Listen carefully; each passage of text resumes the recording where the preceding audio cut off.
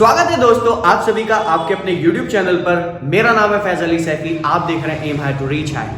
हमारा इससे पहले जो है हमने आपको कॉस्ट चैप्टर स्टार्ट करके दिया था, जहां पर कॉस्ट का मतलब और कॉस्ट कितने तरीके की होती है हमने ये बताया था। आज हम कॉस्ट चैप्टर के दूसरे पार्ट को स्टार्ट करने वाले हैं, माइक्रो इकोनॉमिक्स क्लास 11। तो यहाँ पर देखिए समझना, हम आज पढ़ने वाले हैं total fix cost, total variable cost और टोटल कॉस्ट। इनका मतलब क्या होता है, इनका नेचर क्या होता है, इनकी कर्व्स कैसे बनती है, इनके शेड्यूल कैसे बनेंगे, सारी की सारी बातें हम आज करने वाले हैं। तो देखिए यहां पर सबसे पहले अगर मैं बात करूं टोटल फिक्स्ड कॉस्ट की, जिसको TFC भी बोला जाता है, तो क्या होती है ये बहुत ध्यान से देखना। हमने आपको बताया था कि कुछ दिन पहले कि दो तरीके के फैक्टर्स होते हैं, एक होते हैं फिक्स और दूसरे होते हैं वेरिएबल। अगर बात की जाए फिक्स फैक्टर्स की, तो fix factors are those factors which do not vary with the level of output. If output increase और decrease, fix factor always remains constant. यानी कि फिक्स फैक्टर वो फैक्टर्स ऑफ प्रोडक्शन होते हैं जो प्रोडक्शन के साथ चेंज नहीं करते हैं, चाहे प्रोडक्शन करो चाहे प्रोडक्शन मत करो। फिक्स फैक्टर्स हमेशा क्या रहेंगे, कांस्टेंट रहेंगे। इसके एग्जाम्पल क्या होते हैं, इसके एग्जाम्पल हो गया plant, machinery, building, premises, permanent staff, और मतलब जो है किसी फैक्ट्री का, they all are fix factors. समझ में आ रही है मेरी बात? ठीक है। जैसे फॉर एग्जांपल मैं आपको एक एग्जांपल दे रहा हूँ।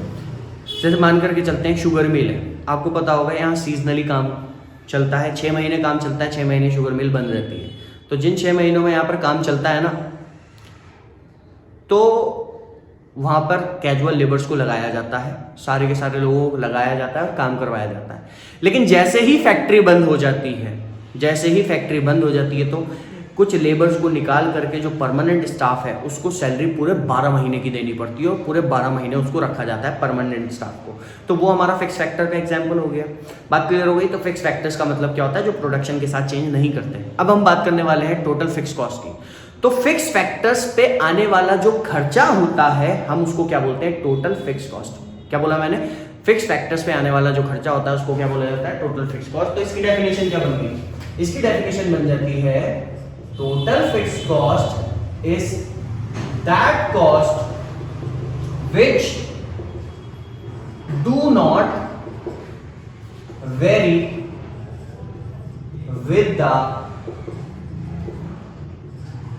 Level of output, which do not vary with the level of output। यानी कि कहने का मतलब ये है कि टोटल फिक्स कॉस्ट एक ऐसी कॉस्ट होती है जो आउटपुट के साथ यानी कि प्रोडक्शन के साथ चेंज नहीं होती।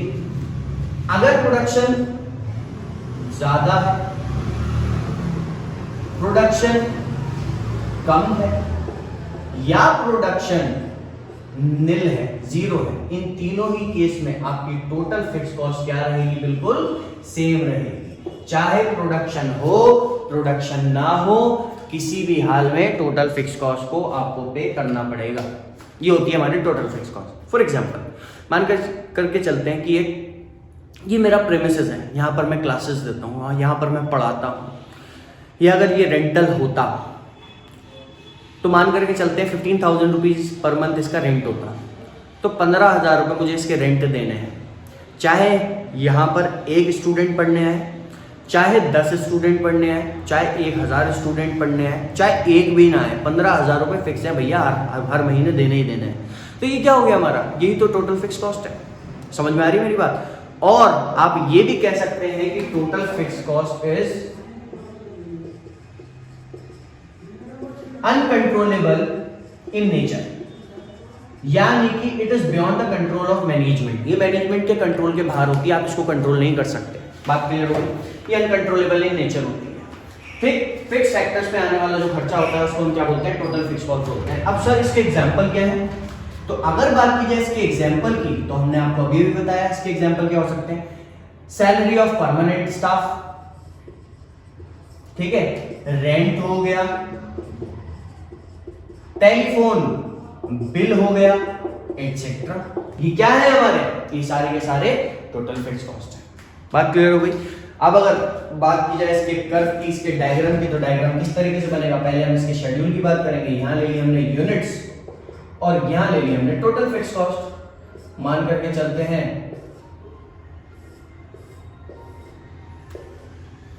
0 1 2 3 4 5 6 7 ये है हमारी यूनिट्स। जीरो एक भी यूनिट नहीं बनाई, प्रोडक्शन बिल्कुल जीरो है, फिर भी हमारी टोटल फिक्स कॉस्ट है। प्रोडक्शन हमारी 0 से 1 हो गई तो भी हमारी टोटल फिक्स कॉस्ट है। प्रोडक्शन बढ़ती रही लेकिन टीएफसी हमारी बिल्कुल सेम है। चाहे एक आउटपुट बनाओ, चाहे एक यूनिट प्रोड्यूस करो, चाहे एक भी मत करो, चाहे 7 प्रोड्यूस करो, आपकी टीएफसी क्या रहेगी, बिल्कुल सेम रहेगी। इसमें किसी तरीके का कोई चेंज नहीं आने वाला। इसी तरीके से अगर बात की जाए इसकी कर्व की, इसके डायग्राम की, तो कर्व कुछ इस तरीके का बनेगा। देखिए यहां पर, यहां ले लिया हमने y एक्सिस, यहां ले ओरिजिन, और this is your x axis. यहां ले लिया हमने cost is taken on y axis and units are taken on x axis. This is your total fix cost. ये हमारी टोटल फिक्स कॉस्ट है which is parallel to x axis. यानी कि ये हर जगह क्या रहेगी, बिल्कुल सेम रहेगी।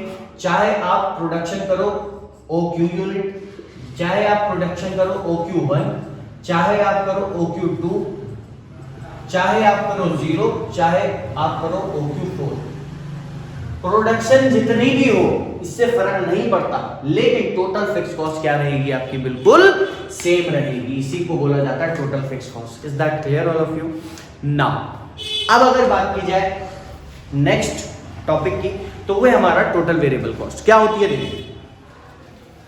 हाँ जी, तो नेक्स्ट कॉस्ट जो हमारी आती है वो आती है हमारी टोटल वेरिएबल कॉस्ट। अब ये टोटल वेरिएबल कॉस्ट क्या है, समझेंगे यहां पर बहुत ध्यान से।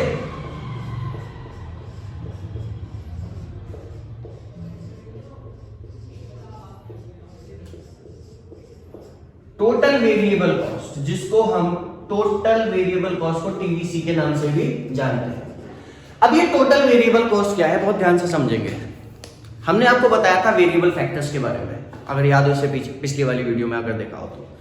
वेरिएबल फैक्टर्स कौन से होते हैं? वेरिएबल फैक्टर्स वो फैक्टर्स ऑफ प्रोडक्शन होते हैं जिनको प्रोडक्शन के टाइम पे चेंज किया जा सकता है। समझ में आ रही मेरी बात? जितनी प्रोडक्शन उतने वेरिएबल फैक्टर्स, लाइक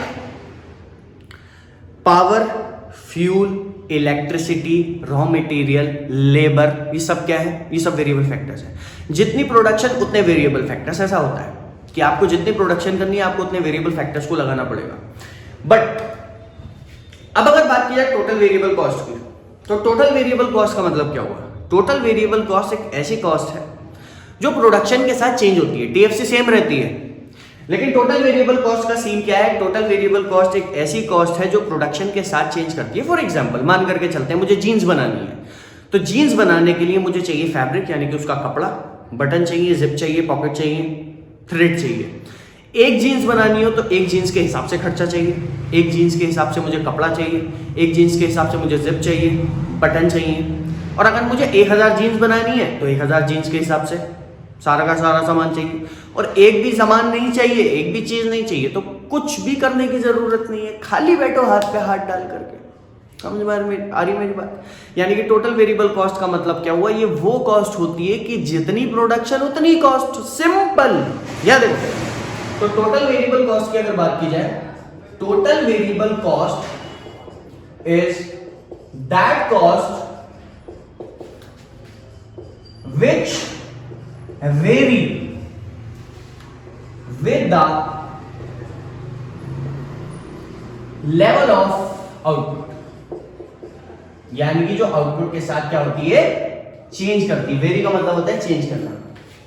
यानी कि आप ये कह सकते हैं कि अगर प्रोडक्शन ज्यादा है तो टोटल वेरिएबल कॉस्ट भी ज्यादा आएगी। अगर प्रोडक्शन कम है तो टोटल वेरिएबल कॉस्ट भी कम आएगी। और अगर प्रोडक्शन 0 है, अगर प्रोडक्शन नहीं कर रहे हो तो टोटल वेरिएबल कॉस्ट क्या होगी? निल होगी। Simple. So it means that there is a direct relationship between cost and output. यानी कि टोटल वेरिएबल कॉस्ट और प्रोडक्शन के बीच में जो है वो डायरेक्ट रिलेशनशिप होती है। इसके एग्जांपल क्या क्या हो जाएंगे सर?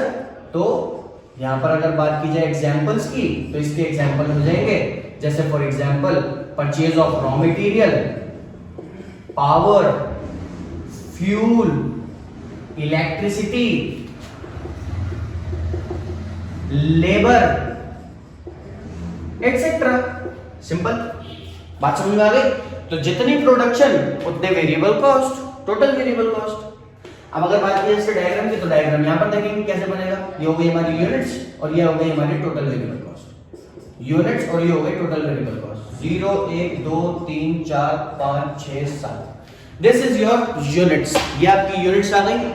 और वही बात की जाए टोटल वेरिएबल कॉस्ट की, तो टोटल वेरिएबल कॉस्ट लेंगे 0 10 18 0 10 18 24 28 30 40 70। यानी कि कहने का मतलब ये है, शुरू में हमारी जो कॉस्ट है ना वो धीरे धीरे बढ़ती है, लेकिन जब आप अपने फिक्स फैक्टर को ऑप्टिमम यूटिलाइज कर लेते हो तो कॉस्ट बहुत तेजी के साथ बढ़ने लगती है। समझ में आ रही है मेरी बात? ठीक है, तो ये कॉस्ट का नेचर है। शुरू में क्या होती है, बहुत धीरे धीरे बढ़ती है, लेकिन जैसे ही आप अपने फिक्स फैक्टर को ऑप्टिमम यूटिलाइज कर लेते हो तो कॉस्ट जो है वो बहुत तेजी के साथ बढ़ने लगती है।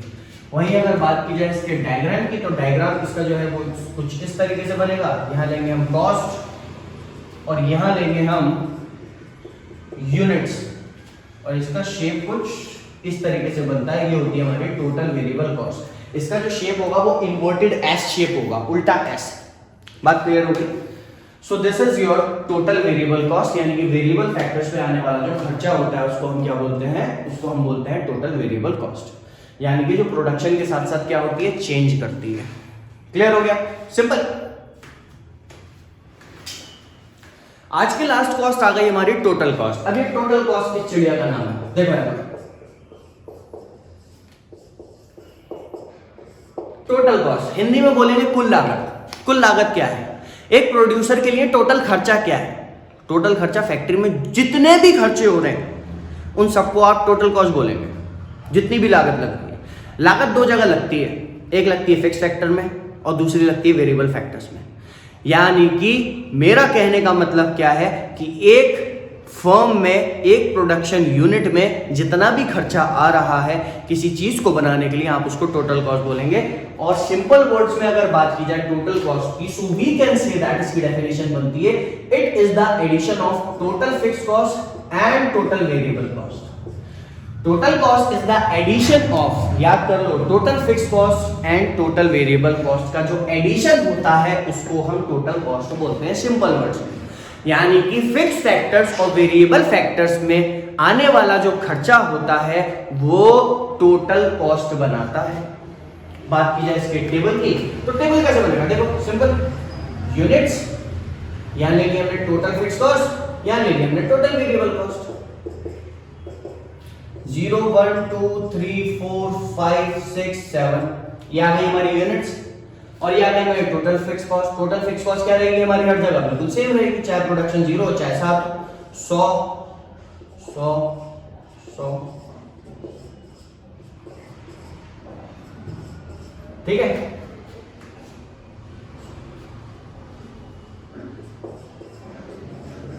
ठीक है, ये आ गई हमारी total fix cost. Total variable cost क्या थी हमारी, 0 10, फिर आ जाएगा 18 24, फिर आ जाएगा 28, फिर आ जाएगा 30, फिर आ जाएगा 40, फिर आ जाएगा 70। This is your total variable cost. Now when we are talking about total cost, तो टोटल कॉस्ट आपका जो होता है, it is the addition of TFC TVC. यानी कि पहला क्या हो जाएगा, देखो जीरो लेवल ऑफ आउटपुट पे हमारी टोटल कॉस्ट कितनी हो जाएगी, 100 प्लस 0 100। तो कंक्लूजन क्या निकला, टोटल कॉस्ट भी कभी भी 0 नहीं होती, कभी भी 0 नहीं होगी। क्यों? क्योंकि जीरो लेवल ऑफ आउटपुट पे भी कुछ ना कुछ फिक्स कॉस्ट हमारी होती है, तो ये 0 फिक्स कॉस्ट की वजह से नहीं होती। 0 लेवल आउटपुट पे भी हमारी जो टोटल कॉस्ट होगी वो कभी भी 0 नहीं होगी। फिर इसके बाद दूसरा क्या आ जाएगा, 110 आ जाएगा, फिर इसके बाद 118 आ जाएगा, फिर इसके बाद 124 आ जाएगा, फिर इसके बाद 128 आ जाएगा, फिर इसके बाद 130 आ जाएगा, फिर इसके बाद 140 आ जाएगा, फिर इसके बाद 170 आ जाएगा। So this is your total cost, ये आपकी टोटल कॉस्ट है। नाउ अगर बात की जाए इसके डायग्राम की, तो डायग्राम कुछ इस तरीके से बनेगा। This is your y axis and this is your x axis. यहां ले लिया हमने कॉस्ट और यहां ले लिया हमने यूनिट्स। वही अगर बात की जाए This is your total fixed cost, which always remains constant at each and every level of output. Her level of output पे आपकी जो टोटल फिक्स कॉस्ट है वो क्या रहेगी, बिल्कुल same. This is your total variable cost, ये आपकी टीवीसी है. और अगर बात की जाए टोटल कॉस्ट की, तो टोटल कॉस्ट कहां से शुरू हो रही है, जीरो लेवल ऑफ आउटपुट पे भी 100 से शुरू हो रही है. तो इसका मतलब इसका जो शेप है वो कुछ इस तरीके से होता है टोटल कॉस्ट का. और ये जो है ये पैरेलल जाती है और इसके बीच का जो डिफरेंस होता है ये हमारा टोटल फिक्स कॉस्ट की वजह से सेम होता है. ये दोनों एक दूसरे के पैरेलल इसलिए जाती है क्योंकि इनके बीच का जो गैप है वो टोटल फिक्स कॉस्ट है. और टोटल फिक्स कॉस्ट क्या रहती है, बिल्कुल कांस्टेंट रहती है. तो इनके बीच का जो गैप होता है ये टोटल फिक्स कॉस्ट के बराबर होता है. Is that clear all of you? So this is your cost, TFC, TVC and TC. आज के टॉपिक को हमने कवर किया. प्रॉब्लम अगर किसी भी चीज़ में आपको आ रही है तो इंस्टाग्राम में डीएम करिए, मैं हो सकता है जल्द से जल्द आपका रिप्लाई कर दूं. किसी भी चीज़ में प्रॉब्लम हो तो आप मुझसे शेयर ज़रूर कीजिएगा. वीडियो पसंद आ रही है तो वीडियो को लाइक कर दो, चैनल को सब्सक्राइब कर दो. देखते रहिए aim high to reach high. Bye bye, take care.